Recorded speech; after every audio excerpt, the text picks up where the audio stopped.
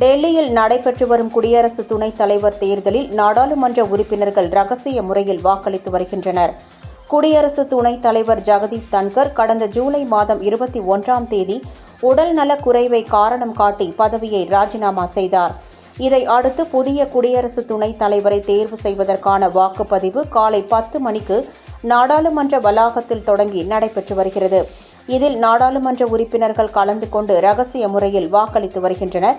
இந்த தேர்தலில் ஆளும் தேசிய ஜனநாயக கூட்டணி சார்பில் மராட்டிய மாநிலத்தின் ஆளுநரும் தமிழ்நாட்டைச் சேர்ந்தவருமான சி.பி. ராதாகிருஷ்ணனும், எதிர்க்கட்சிகளின் இந்தியா கூட்டணி சார்பில் ஓய்வு பெற்ற உச்சநீதிமன்ற நீதிபதி பி. சுதர்சன் ரெட்டியும் போட்டியிடுகின்றனர். வாக்குப்பதிவு மாலை 5 மணி வரை நடைபெறுகிறது.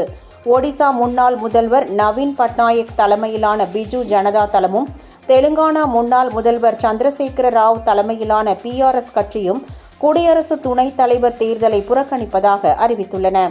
வாக்குப்பதிவு முடிந்ததும் உடனடியாக எண்ணப்பட்டு முடிவு அறிவிக்கப்படும்.